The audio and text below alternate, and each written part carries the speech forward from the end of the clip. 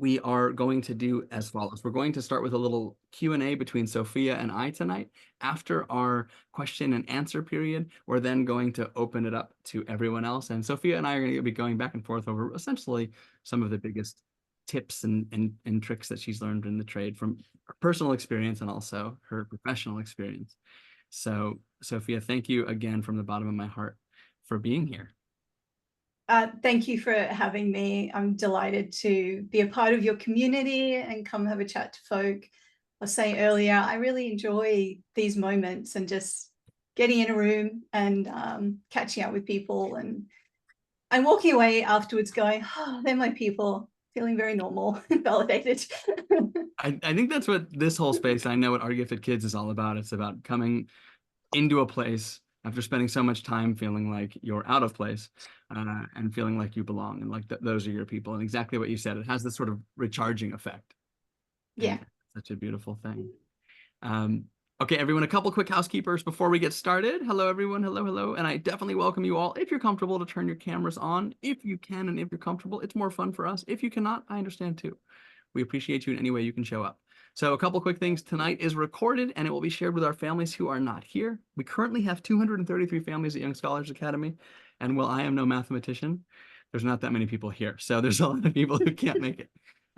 So we're going to share the recording. So I'd say that to say, please refrain from any kind of, personal information or identifying information that you might not want to share in your questions. I say keep the questions global, a term that I learned from Julie Skolnick. I like that a lot. Keep them broad. Try not to say too much personally. I know that I say this every time and everyone's like, in my situation, this is what's happening, because it feels like your seat's on fire. But I say this just in general. We're going to, again, turn it over to questions and after Sophia and I go back and forth. And let me say a little bit about who Sophia is globally, and then I'll say who she is to me. So Sophia is the founder and director of Our Gifted Kids, and Sophia is someone who's really important as understanding personally and professionally, I think, the roller coaster of emotions that parents of gifted kids face, from initial confusion to building a supportive community. She's been there. She's witnessed the struggles firsthand. And I think through all the experts that she's interviewed in her lovely podcast, Our Gifted Kids podcast. Sophia's created a haven for parents offering resources, understanding, and a sense of belonging, as you heard her say at the top of the hour. This community empowers families to navigate the joys and challenges of raising exceptional children. But Sophia's impact goes far beyond her own. She is a fierce advocate for gifted children, fighting for awareness, understanding, and equitable access to educational opportunities. She isn't just a parent, she is a force for positive change. And just in the beginning, before you all came here, we were talking about how outside of all the work that she does that we know about, Sophia is also doing some amazing work in boards and other communities. So that's so weird. Oop, I'm gonna go ahead and just mute people, sorry, just to make sure that we have a decent recording here. And then we'll unmute after. When we're discussing. So that's who Sophia is broadly, and maybe you've listened to the podcast, and hopefully you have. If you have not, you should, please. Before we go to questions, I want to say who Sophia is to me. You'll notice this is a trend. Everybody that comes and speaks to our village is someone who's not just a someone, but they're someone really special to me and someone who's played a big role in Young Scholars Academy. And early on, before we even had like a somewhat decent website, Sophia completely trusted us. We were laughing. We don't remember how we even met years ago. I asked Sophia, I was hoping she would, but she doesn't remember either. But we connected, and instantly, Sophia, we connected, and you offered all these opportunities and all these ways to support. You offered, I think I came on your podcast like the next day after, or the next week or something, and then I was on again the week after, and you sent your kids to us, and you instantly joined our village. And I just want to say, as someone across the world, to just feel like we're sort of two peas in a pod and have this trust and support. You are an exponent. You are every bit as real as you are on the air. I've seen you in many different meetings and many different settings. And I just want to say from the bottom of my heart before we start, thank you for being you. Thank you for showing up for so many people. And thank you for being one of our virtual villagers. Well, do you know, it is absolutely my delight to be a part of the process and the community and the journey. And I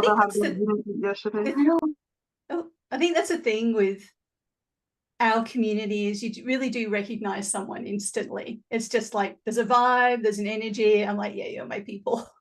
And so it's always been absolute delight. And I love not just that, but a big part of what gets me up in the morning is being able to support folk like Sam out there trying to build something that's for our community, because we need resources. We need folk like Sam getting out of bed in the morning and doing this for us as parents and as students and people.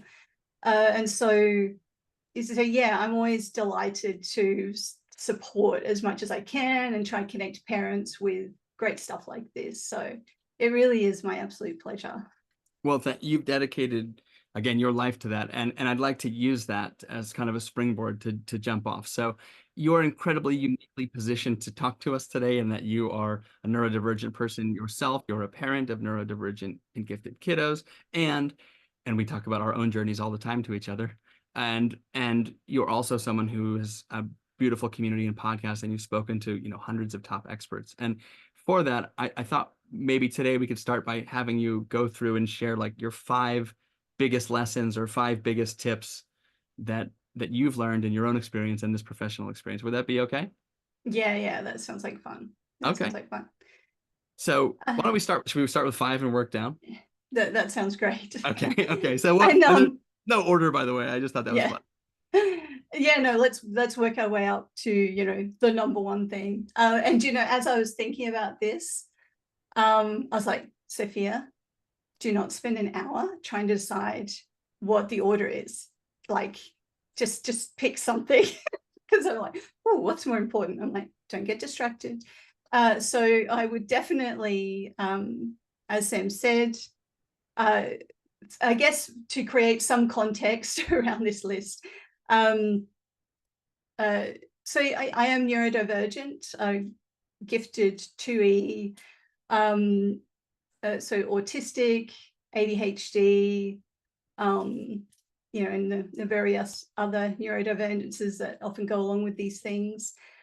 And I don't tend to put, when people ask me what I do, I'm always kind of like, but my professional background, which I probably should include in some bios and things like that, in a nutshell, I have an undergrad in visual arts. I have a master's in business administration. So I'm a generalist. I spent a decade in politics, working for the education minister and the justice minister, and running political campaigns in Australia and in the UK. And then I worked in the arts, not-for-profit, which is a bit like let's go back to the arts, where I ran programs for vulnerable teenagers in Scotland, in the most deprived areas within Europe that were in Scotland. So we worked with kids where the goal really was getting out of bed, and we used the creative arts as this wonderful way to build soft skills, to build their confidence and resilience. And it's like, seriously, the best job I ever had. And that was in Scotland. And I worked as a development manager for a chamber music festival here in Australia when we moved back to Oz. And then, had kids, paid the mum tax on the career, and had kids who required a lot more of my time and energy than the average kid. And I have struggled with that at times, being someone who was very thrown into work and defined by work, and loving, the intellectual stimulation of work. But certainly, nonetheless, also threw myself into my kids. And as we went through that journey of discovering, first of all, giftedness, and then all the other neurodivergence, that has become very much my special interest, as only a gifted autistic ADHD can have a special interest. And so, yeah, it's been my absolute joy for, it's like the years are sort of going on, that I've had the podcast. I get to talk to people all over the world about my special interests. Like, it's the best thing ever. And on that journey of certainly, it's my journey too. It was only, so I'm time blind. Let me just say that as an ADHD. I'm like, it was just a couple, I have no idea. It was 2 or 3 years ago that I had my own diagnosis. as autistic. At the same time, I did the IQ thing, and I'm like, really, I'm gifted. You know, it's confronting these things. So I've been through those journeys, and the consolidation that comes after the grief and all the other things. So so this list of 5 is kind of where I'm at, and these probably be my big 5 things. And I think a lot of this I've sort of consolidated probably over the last couple of years in particular. It's a journey, right? So number 5 is definitely getting to know you so you can do you. And what I've actually been working on this morning is putting this in a printable that I will email to Sam after the call, because I haven't quite finished. And so, you know, like, I don't know, I do these things and I'm like, oh, what was that thing, right? Should have written it down or whatever. You don't have to write it down. I'm writing it down for you. And yeah, so, you know, you can have a look at that later, and hopefully something's resonated and might be helpful. Let me just say thank you for that, by the way. That's super Yeah. generous of you to do. And I'm excited to hear these tips and also see them too.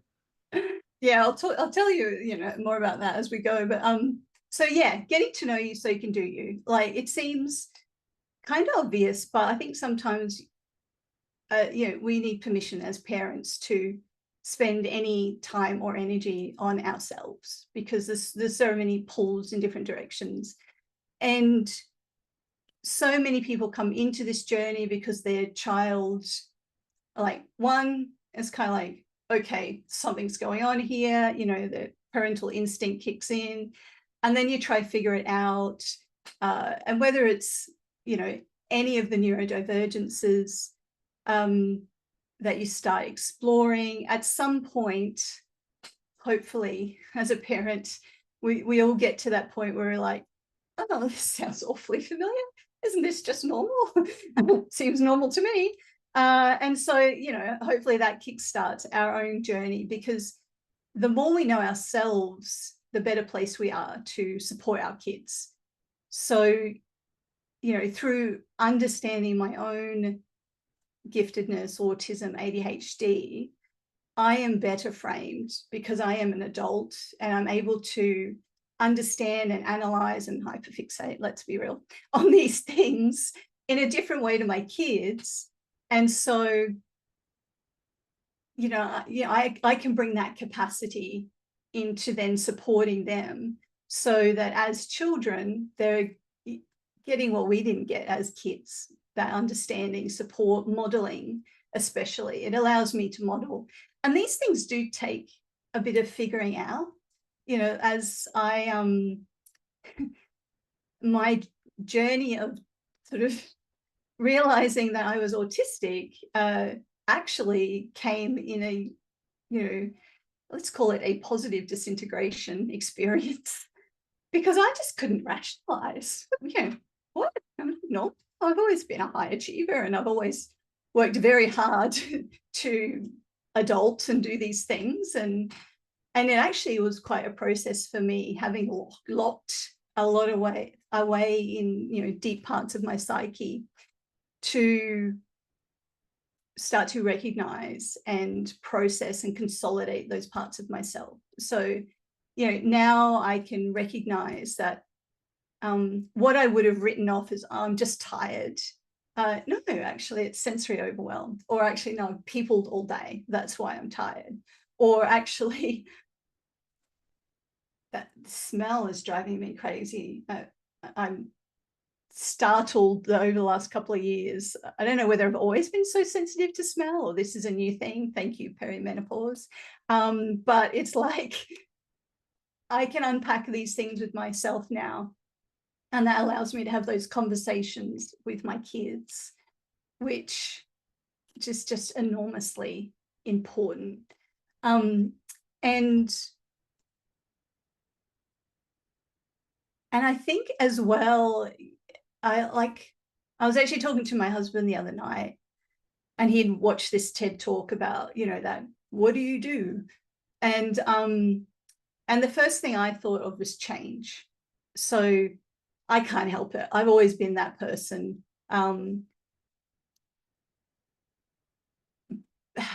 you know, drawn to the front of change. And so sometimes that's generational change within our family, changing those family patterns and mindsets. It's been, within my family, as we talk about communities, but even within my own personal community, like I was kind of like, well, I'm autistic and ADHD, and I'm kind of like, family members, nudge, nudge, read this.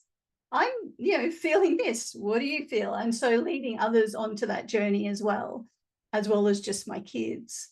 And being able to acknowledge generational trauma and how that impacts our families and ourselves, and how we can work to change those mindsets and traditions within families. And whatever it is about us, whether it's our neurodivergence, our gender, our sexuality, the more time we spend on ourselves in that space, the better equipped we are as parents to model that for our kids and put them in a better place than we were at that age. And for me, it's kind of like my very baseline goal, and this may appear to be very, is like, I want to get my kids to adulthood without any big T trauma. Like, we've certainly had some challenges, fitting into this world, but as just happy, confident people who know themselves. So we can have a very big role as parents in doing that.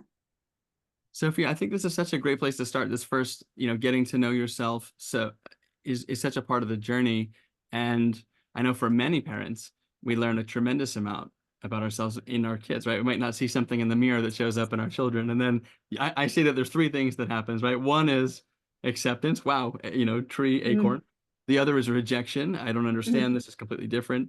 And the third is somewhere in between, which is takes a longer time, or it might manifest in ways, like you said, it might be repressed and so forth, or cultural. We wrote a blog yesterday about sort of rewriting family scripts, right? How a lot of the times we like mimic what our parents did, and it takes real work to like shed that. And I think a lot of it starts with reflecting on ourselves.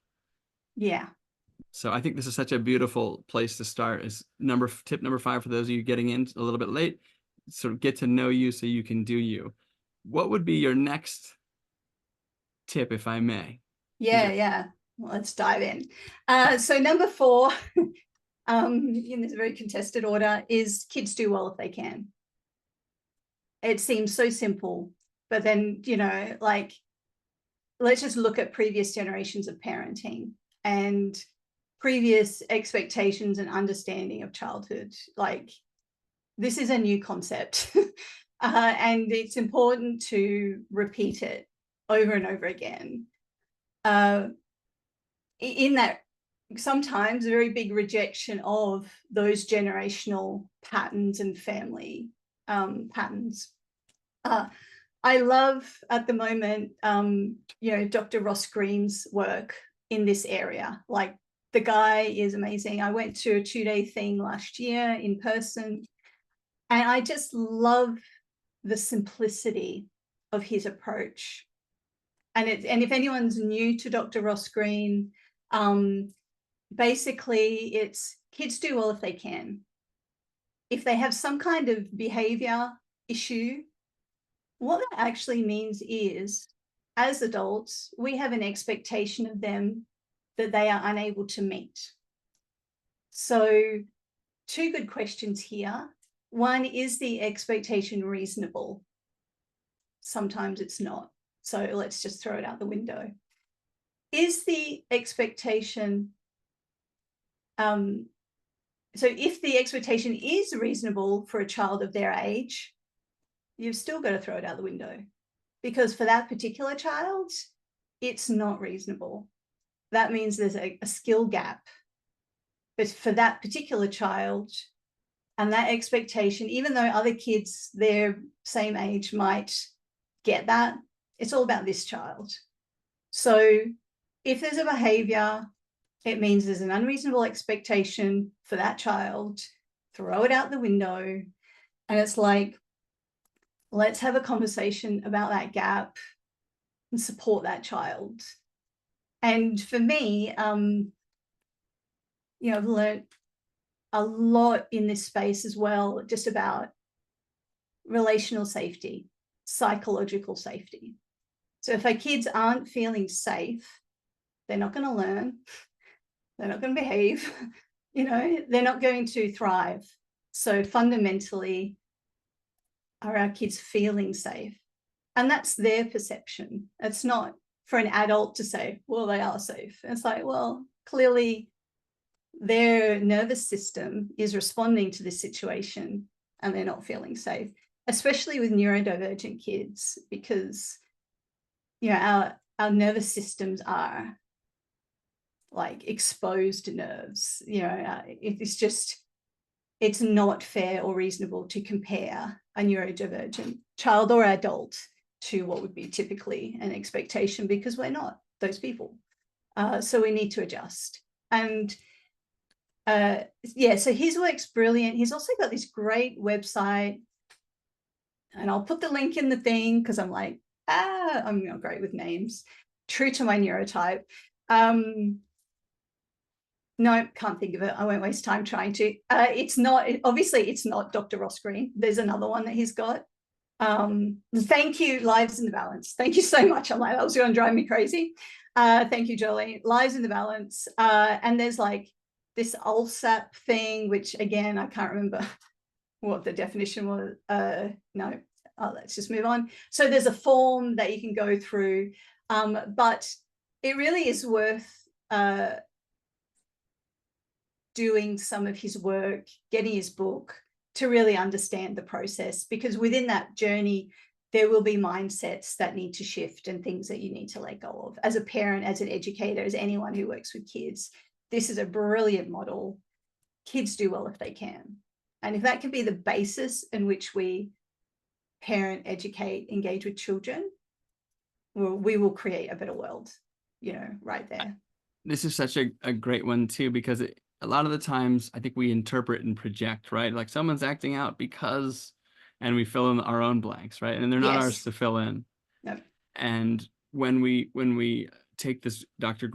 Ross Green approach, like they're doing the best that they can. What, if we can be curious, is standing in the way of their success, right? If we assume that every kid is trying to self-actualize, and we assume that every kid is trying to ascend their pyramid, right? They're trying to live their best life. They're trying to do deep, fulfilling things like you were talking about before, and getting lost in your work and doing meaningful stuff.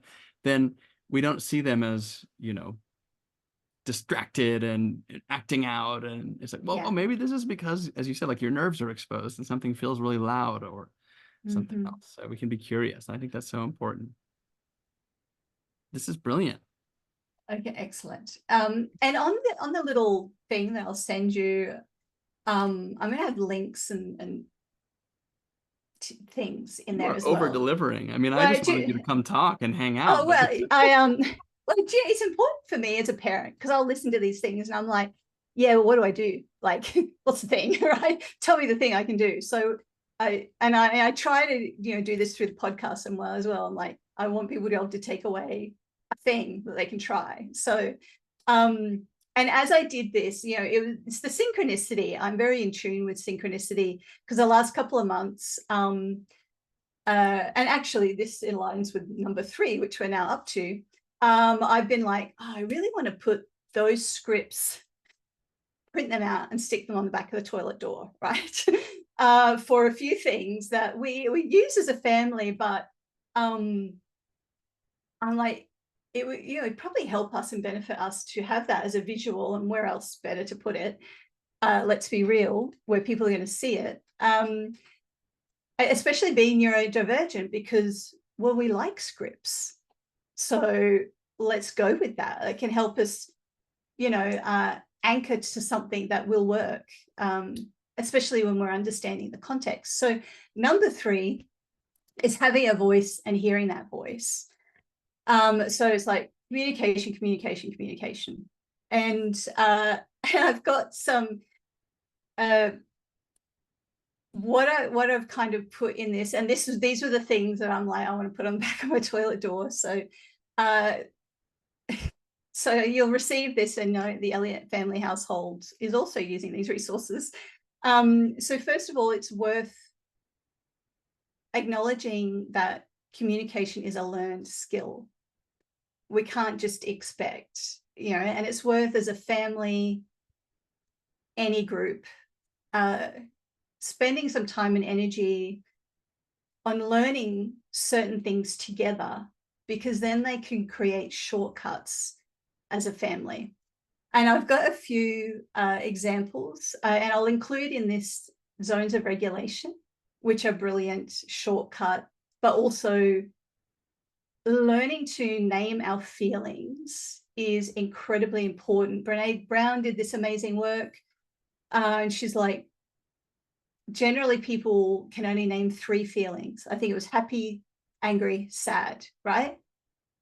We are far more complex than that. But the thing that she found in her research was, so if I named my feeling angry, because I've now verbalized and labeled it, that feeling actually kind of transmutes to anger, whatever it was. And maybe I was frustrated, maybe I was disappointed, maybe I was perplexed, any number of other things, but now I've named it, it's now this. So the more language we have about feelings and emotions, the better equipped we are, not just to communicate, but to really understand ourselves.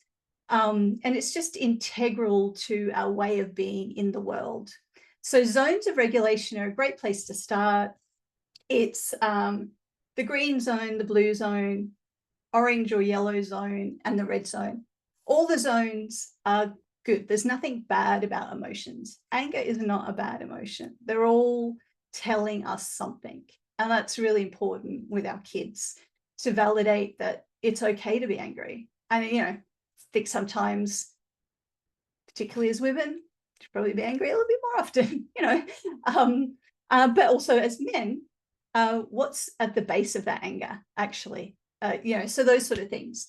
I've also included in there Brene Brown rumble language, because we also need to know how to communicate difficult conversations. And she's got a great framework for that.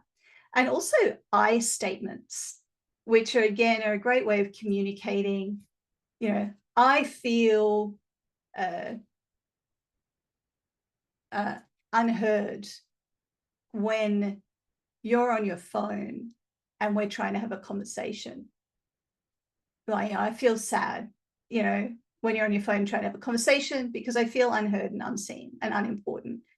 It would really help me if we're talking, if you put your phone down.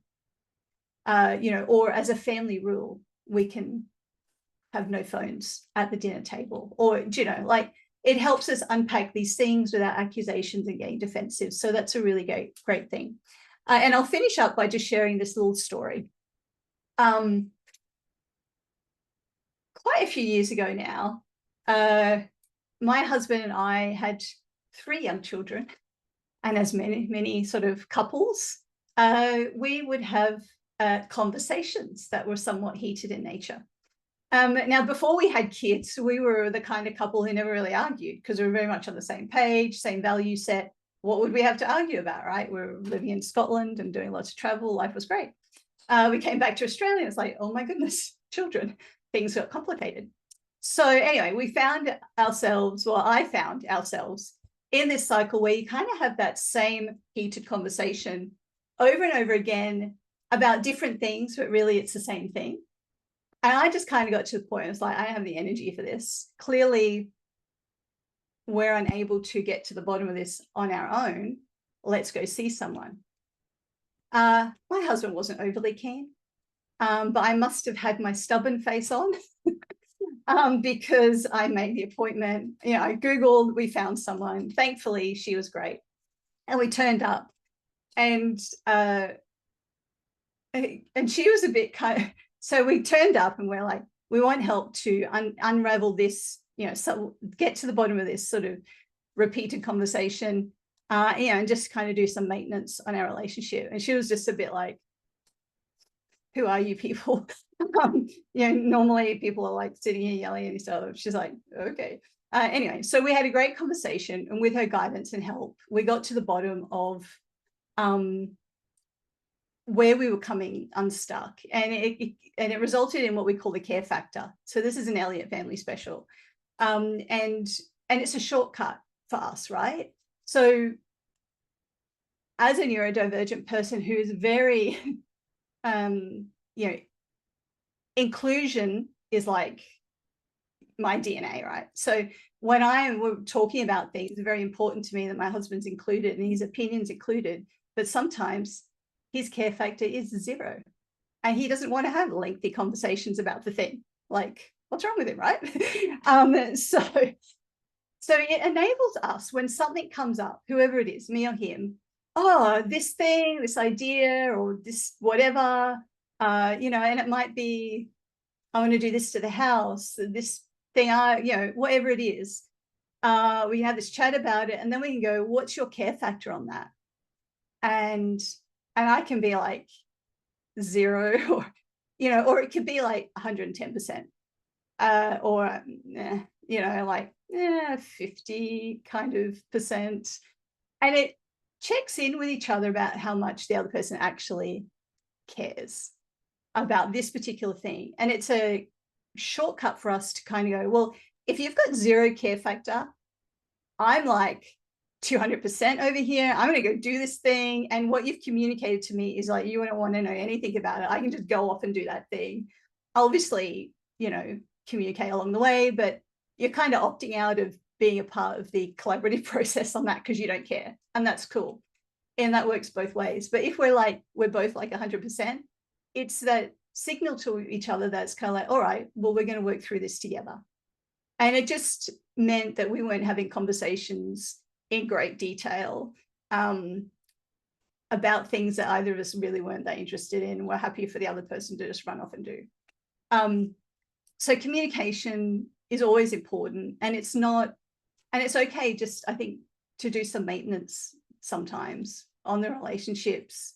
And again, that allows you to model with your kids and be curious together and problem solve together. So I think I'm excited about those little 1 pages, because as I said, I'm keen to use that for our family as well. I love this one, Sophia, and I think number 3, when I think of what you're saying as you go through this tip of have your voice and hear it, it's in many ways it's sort of identify your feelings and the feelings of others and quantify them in ways that are communicative, right? That you're establishing systems in your family where you're saying, like, just so you know, this is my in-laws have taught something that I do. It's like how important something is on a 1 through 4 scale. Really makes you think about each number. It's like, I want to do this and it's a 4, and the other person's like, I'm a 1. It's like, I'm going out by myself, and that's okay.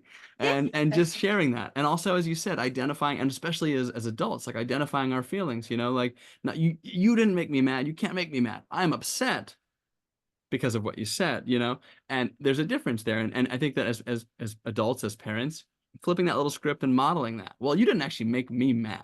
You can't make me mad. I am mad because of what. And I also love the visual. I think a lot of the feelings wheels.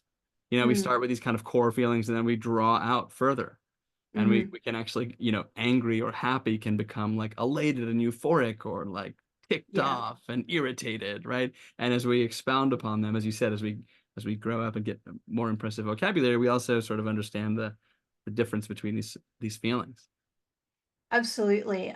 There's an app called the Mood Meter, and you can go through. It's similar to the zones of regulation. It's like the extremes are comfortable feelings, uncomfortable, high energy, low energy, and it's an app. But a few years back, and it was a painstaking exercise. It was worth it. We now have, and if I'd really thought about this, I would have grabbed it. It's this big thing, and it's little flippy cards with all the emotions and their meanings. And so we get that out all the time with our kids, and like, how are we feeling? And to narrow down and develop that language and understanding. So it's definitely a great place, to start. Thank you. Well, I'm excited to go to our tip 2 and then tip 1, and then we can open it up to everyone. This is brilliant. And I know we already had some parents write in the chat. And I want to share one quick thing before we go into tip number 2, which is someone wrote me and said, very regularly, I remember something I heard on Sophia's podcast that went something like this. Speaking to a professional, she said, none of the many parenting tricks I've learned work with my kids. And they responded to her saying, it's not you. It's because you don't have typical kids. And it helps me again and again. And I Yeah. think that that is such a nice frame and a sort of umbrella covering everything that you're giving us, which are sort of atypical tips for atypical families, you know, and I appreciate that. Oh, absolutely. And that was specifically around screen time, because we tried everything. And you do need to hear that. And I'll add as well, you know, communication. And this kind of goes into number 2.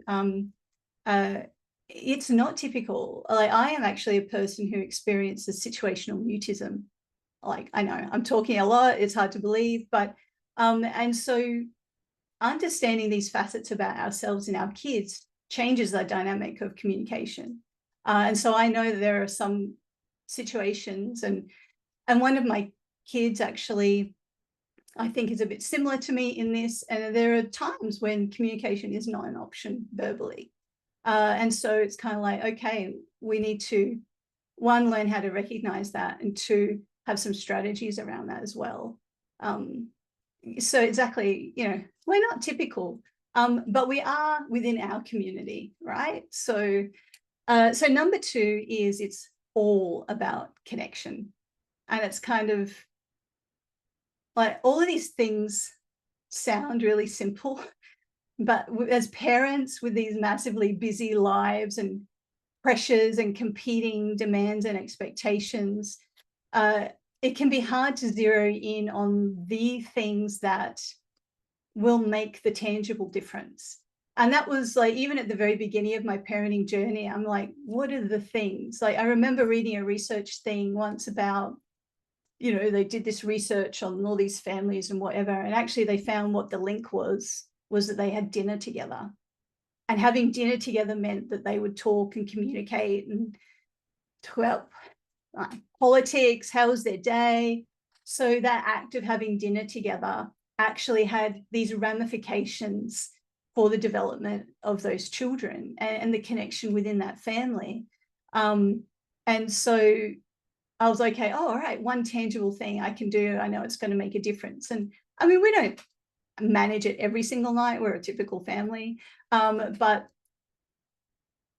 we do as often as we can. And when we do that, I also, like, it's important to me that all of these things are enjoyable. Like, I remember being a kid, and I grew up in a very dysfunctional household, sitting at the table and it really not being any fun. I remember my stepsister was being forced to eat peas by a now long gone stepfather, you know, and it's just kind of like, and that memory was like obviously traumatic, because I've never forced my kids to eat anything. But it's also drilled to me that, so that having dinner together situation, that was not leading to anything positive, right? It was stressful for everyone. It's not So all equal.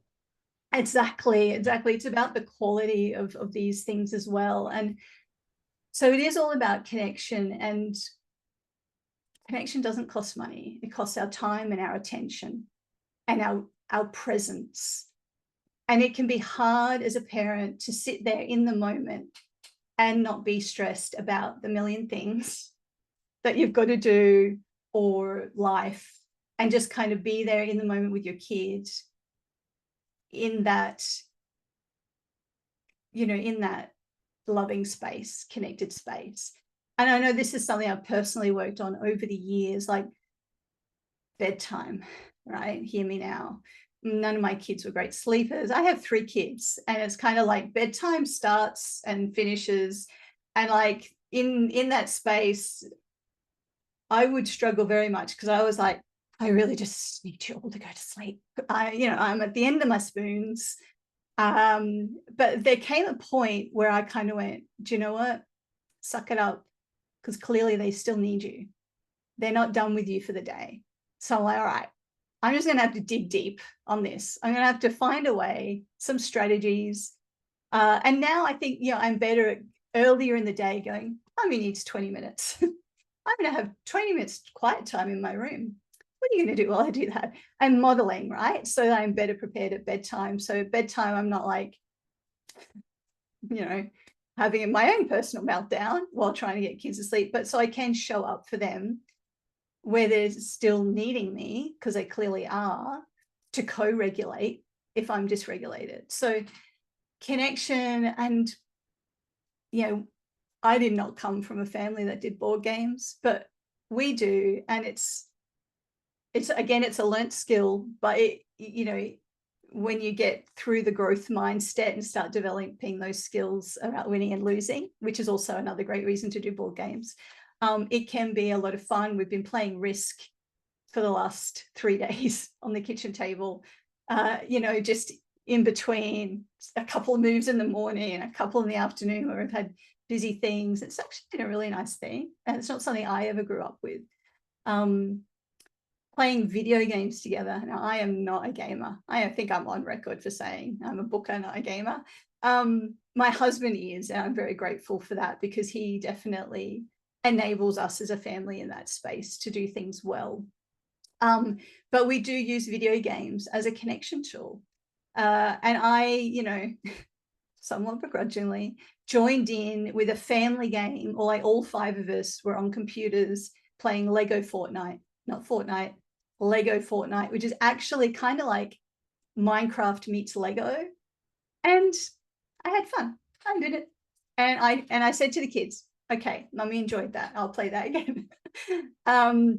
So that was a win for the family. And it's actually, these things can be points of connection, because it's the whole screen time thing, right? But we've also got a Switch, which we link up to the TV. And so that can be a great connection thing. Or, all the stuff that they tell you, go for a walk, go to the beach, all that sort of nature stuff.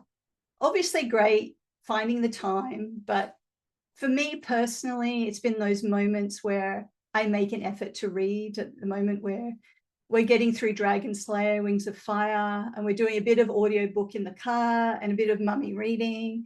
And even my eldest still loves to be read to. So it's those simple things. And so I'll end number 2 on these 2 quotes that have really led me in life in parenting.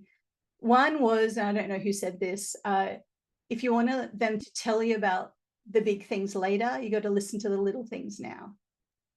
And the other one is, everything you say yes to, you're saying no to something else. And for me, like probably many of us, the things I was saying yes to in life was sucking out that potential time I had at home with my family. And so that was a pretty hard lesson to learn back in the day. But I was like, all right, learnt. And, these things take practice. So yeah, connection. I so appreciate these, Sophia. I think that this idea of really showing up, and it takes a lot of work, right? I mean, I read a book on mindfulness recently, and it was like, what do you do where you're present? It's not usually eating. We're on our phone. So it's not even in the bathroom anymore. I mean, there are a few things that are sacred, and it takes deliberate action to be present with kids and with loved ones. And it's a lot of undoing the tech addict stuff. When I lived in France for a year, my host dad was like this wandering philosopher. He would just pop up in random places in the house, and he would say this quote that like changed my life, And one of the things he said, he's like, it's the microwave that ruins the American family. And I was like, what? What do you mean? And he said, because you don't eat together anymore. You can heat up your food later. And he said, we don't have a microwave, and everybody makes it home for dinner. And I said, oh my, I thought that was so profound. But it was this kind of nucleus conversation about the role that the meal plays and that the dinner plays. And I think that you're shedding that light. And I think this is such an important reminder. So thank you. Yeah, definitely. And so I'm a first generation Australian from Italian and English parents. And my Italian side was very dysfunctional, but I feel like in my genes is that Italian tradition of eating and connection and sharing food. So yeah, it can be great fun. And over the holidays, actually, we started doing some cooking again together, which I haven't done in a while because food, that's a whole other issue. I'm But yeah. excited. I'm excited to hear your last tip before we open it up for maybe 10 minutes Yes. of Yeah, Q&A here. So this is definitely. should we drum roll? Oh, sure. Tip number 1 of your 5. Like, tip number 1 is deep breath. We're all doing okay. Like, seriously. So I am a self-confessed overthinker, recovering perfectionist, and sometimes I need to hear that we're all doing okay, right? And especially in our families, because we have to work so much harder to fit into these structures in life that do not work for us. And so I've been reading Gabor Mate's The Myth of Normal. Brilliant book. I haven't read any of his work before. So I was like, they're all piled up now. And I'll read this quote because it's profound, I think, and it's something as parents, neurodivergent parents of neurodivergent kids, we need to hear. So he talks that we are all born into a world that we did not create. So he says, yes, parents are responsible for their children. No, they did not create the world in which they must parent them. Our cultural ecology does not support attuned, present, responsive, connected parenting. Parents do their loving best. I know I did. I also know full well how my best was constrained by what I didn't yet know about myself, nor about child rearing. We need to put aside blaming parents and take a good hard look at the challenge of raising children in a socially toxic environment. And I think that goes for ourselves. We need to let go of the guilt, the blaming, the resentment, holding ourselves to standards, like me personally, that are so much higher than our cultural, will allow, and take it easy on ourselves and kind of acknowledge that the world in which we are trying to parent and doing our utmost best is not one we created. And also the world that we came from as we grew up, recognizing that that's not where we're wanting to go. That's not where we're wanting to be. So, we're trying to do something that was not our experience. It's not learnt for most of us. Maybe there's a few lucky folk out there, within a world that does not make this easy. So if it feels hard, because it's damn hard. And sometimes it's good to just kind of know, all right, it's not just me. It's not just me failing at all this. Actually, it is just damn hard. And there was that other brilliant quote I came across, and it was a New Zealand researcher who did a bit of a comparative study on parenting gifted kids alongside parenting kids with physical disabilities. And the study showed it's every bit as stressful to parent gifted kids. And I think we do need that validation in that neurodivergent space, because giftedness isn't really acknowledged within our community for what it is, a neurodivergence, as yet. So we're doing okay. I think that well. So I'm sorry. Yeah, that's me. I think that's such a brilliant, a lot of the times when I think about like the work that you're doing, and you're giving parents permission to parent the way that they are and letting them know that they're doing a great job and they're doing their best, and helping not compare, not focus on deficits, but just make little shifts so that we can focus more on our own strengths. We can feel better about ourselves, and we can focus more on our kids' strengths, and they can feel better about themselves. And I think that tip 1 wholeheartedly sums that up perfectly, that we're doing okay. We're all doing our best. And that's fantastic. Absolutely. Yeah. And I think the thing that I've always tried to convey through the podcast, because I do kind of feel a bit uncomfortable in this space of, because I'm like, I am a normal person. I find these things hard. I have see children, I'll monitor my language. I have made mistakes, and regret. And I have had to do like, all right, one little thing at a time and build the skills and build the household. It doesn't happen overnight. And I think that's, you know, I never wanted to be someone who's like, well, I'm just kind of perfect and I've got it all sorted, because really I don't. I'm learning. Yeah, and we all stuff up, but we're all doing our utmost best to get it right as often as we can. And you know, and just it's that commitment to just continuing to be our best selves. Actually, it was an Oprah quote, and I'll stop and let people ask questions. In my very early 20s, I remember watching this Oprah show, and she's like, you do the best with what you got at the time that you got it. And, you know, and when you know better, you do better. And like, has definitely been a mantra of my life. It's allowed me to forgive myself for doing things when I didn't know better. It's kind of, yeah. I think that's so important. Once again, Oprah, the enlightened one. I know. Thank you, Oprah. Thank you. Thank you so much, Sophia. These tips are amazing.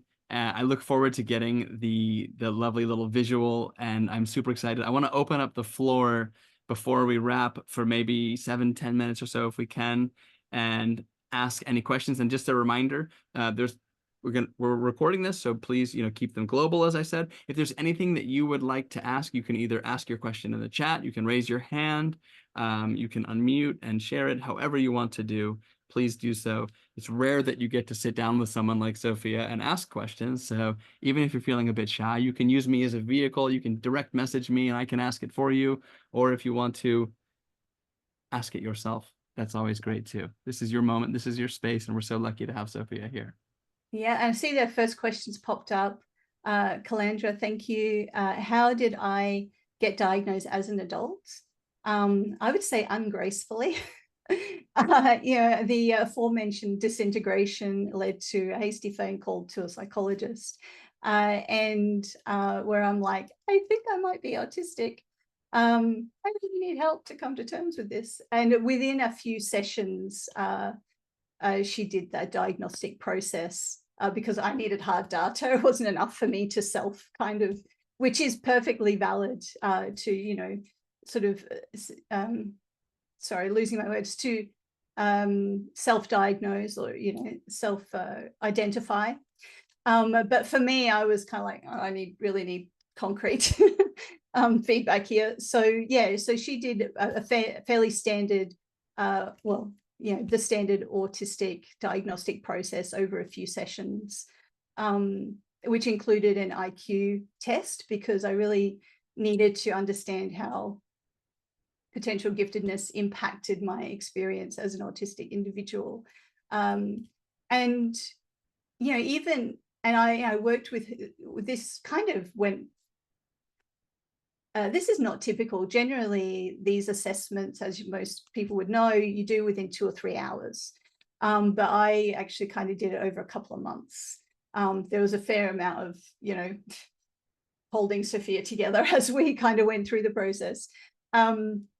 But by the time I got the written report, I will say, even knowing full well by then what the outcome was going to be, it was still very confronting to see that in black and white in writing. So you can never underestimate the emotional journey of this process is as an adult, let alone as, you know, as a child, understanding these things. And you know, it's like getting an answer to a question you never really knew you had, or you were never able to articulate. It is life-changing and worth, although also a privilege, you know, to have the financial means to take that avenue, because like here in Australia, they're incredibly expensive.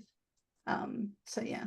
We actually just did a blog on, we're on the same page. We just did a blog on self-diagnosis and how it's sort of a great equalizer socioeconomically for many people who can't afford a neuropsych or some kind of testing. So yeah, and I think it's reframingautism.com, I think. Google reframing autism.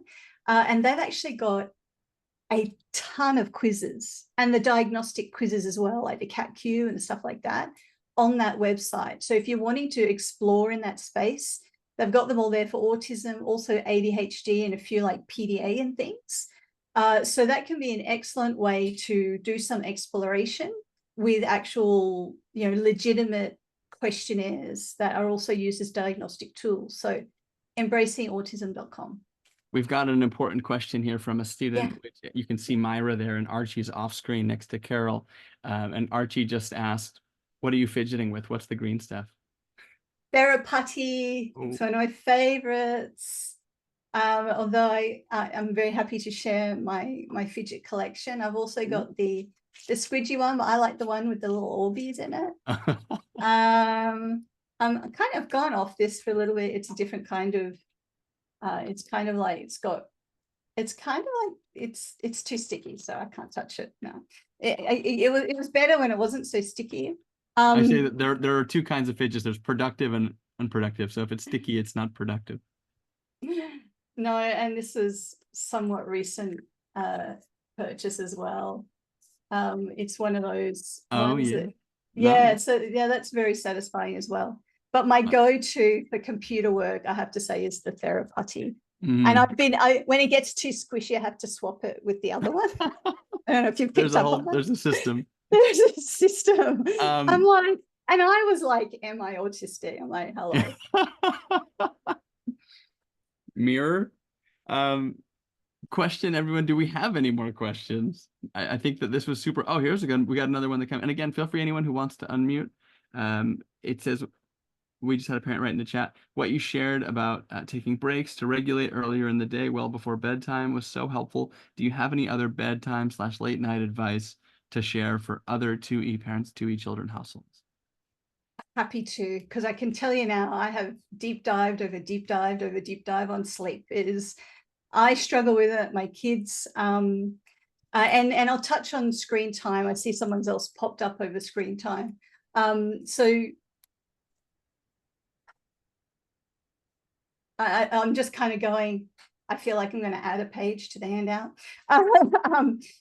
So just recently, actually, in the last couple of weeks, we have finally gotten around to doing one of the bedtime routine things, where you go, what are the things we need to do? Brush our teeth. So they are a great tool, but like you got to get around to like printing it out. There's the steps. So and steps are always a barrier.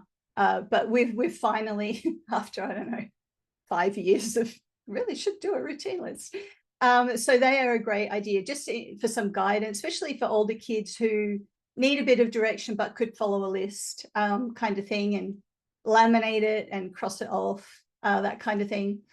But the things that we do at home, so as the night goes on, I close the blinds and the curtains to create, a bit of darkness that, in terms of triggering our melatonin releases. I only use orange or red lights as night lights because you don't want any blue light in the evening. Showers and baths are great before sleep because it's about changing the body temperature and the cues for sleep. There are certain foods, that are better to eat before bedtime than other times. Like, for example, a turkey sandwich, because the turkey is like the protein and the sandwich is the carbs. So it's just like a carb protein combo. And you can Google the list. And I think it's along the line. This is how many times I've Googled it. Almonds, yogurt, oats, turkey sandwich. There's certain things that are quite useful bedtime snacks, obviously not high sugar or caffeine. So I try not to have caffeine after lunchtime, but I'm not always great at that. And I'm an ADHD with, caffeine addiction was my crux. So what else about bedtime? We've not always been great at this, but a new thing we're trialing is our Google Home now says it's 7 o'clock. All the screens should go off now. And it's like this little verbal reminder on Google Home that it's 7 o'clock and we should turn the screens off. So we're trialing that. I mean, it's, well known that we shouldn't do screens at least an hour before bed because of the dysregulation. But it can hard to work that into our family routines. I have 3 kids, so I start with the youngest, sit with them, and then, you know, there's juggling. Get the other 2 going. Actually, one of, you know, we have explored melatonin because we've kind of got to that point. And actually, it's been a very useful tool. And again, my child chooses if they want to take it or not, because it's, you know, it's their body and it's how they feel. But that has really helped them, who has just been a lifetime sleep struggler. And that's actually something I've too have explored as an adult, getting that help, because I've always had very hypervigilant sleep. So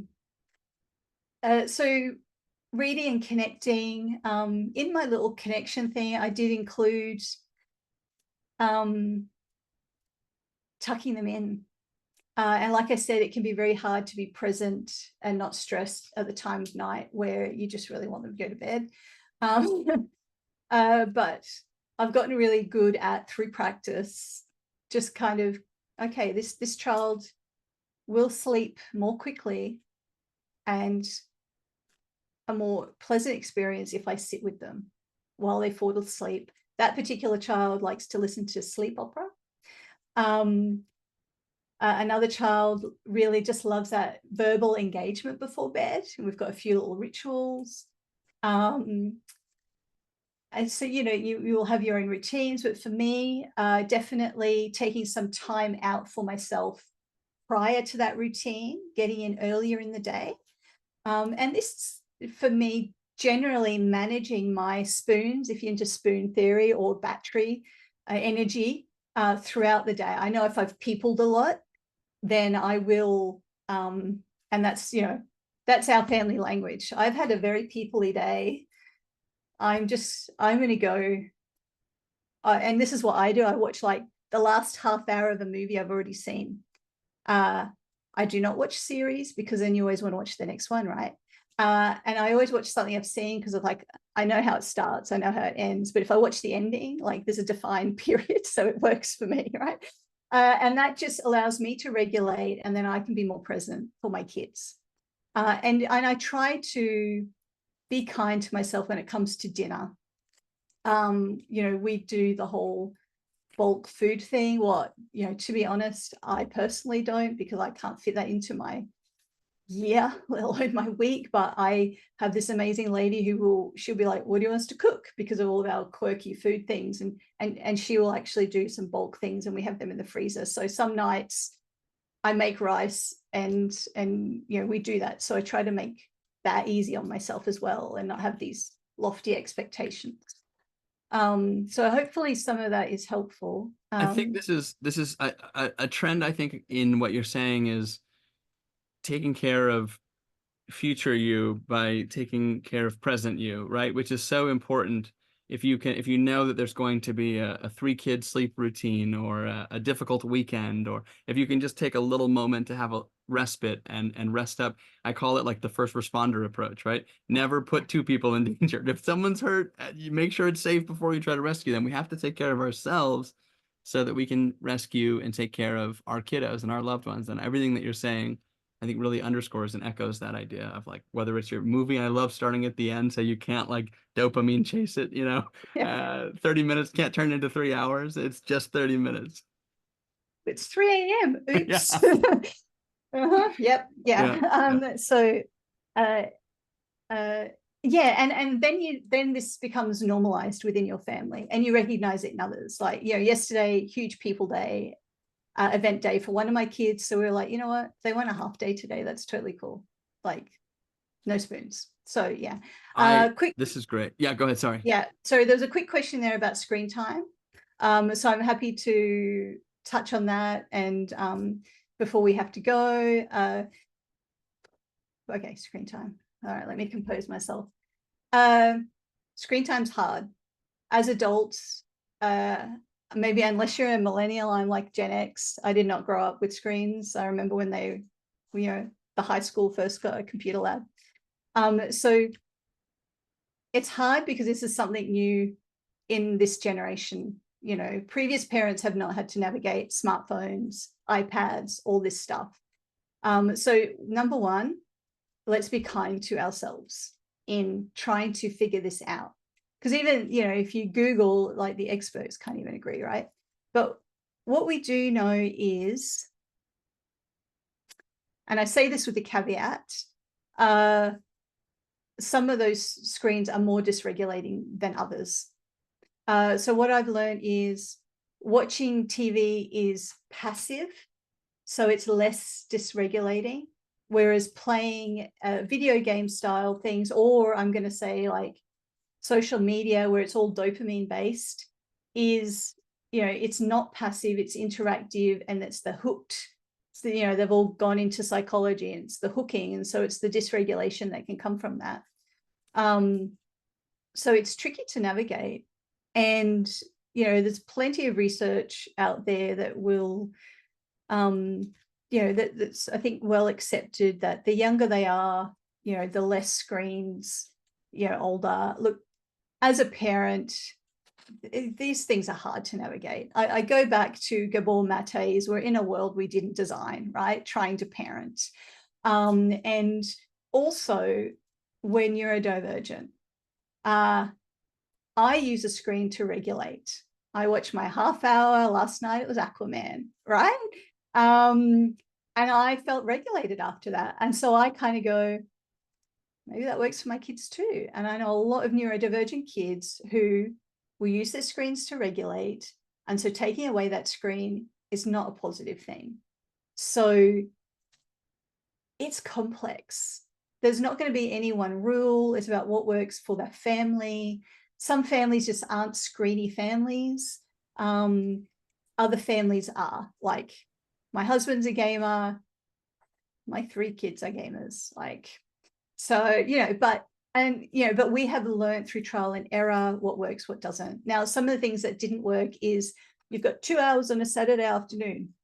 My kids being, and this is the psych was like, you know, normally that would work for a typical child, but your child is thinking about things that other kids wouldn't think about. Like, they're thinking and getting stressed that if we do something on a Saturday, does that mean they don't get that time? So we found that having very specific times did not work, because there was a lot of anxiety around events on that day and how that would impact this thing that is very enjoyable for brains, which, let's face it, often lean to the science and the math and the tech. You know, I look at my kids and I'm kind of like, well, a good chance you're having a career in tech, you know, one in particular, right? So, because quite frankly, what they don't know, the code, like, it blows me, right? It blows my mind. So, so what we do at the moment is, and also I think another thing to really take home, and the work of Jocelyn Brewer, who is a psychologist here in Australia. She does a lot of online stuff. She's a cyber tech psychologist. Is to acknowledge that our kids connect with other kids through technology and gaming and us. And so taking away these things, being really authoritative about that sort of stuff, you know, you're potentially taking away someone's regulation tool, someone's connection tool. So it becomes a question of, well, how do we integrate this into our family in a healthy way? And how do we talk about it as a family? You know, where are the limits, and talk about it openly. So we're all learning the whys. So on a Monday and a Tuesday afternoon, no, a Monday and a Friday afternoon is our video game days, and the kids know they can line up their friends. And thankfully, you know, we're lucky that they have friends that, and my daughter will sit there with her device with her friend on video messenger, and they'll play Minecraft together, and that's them connecting.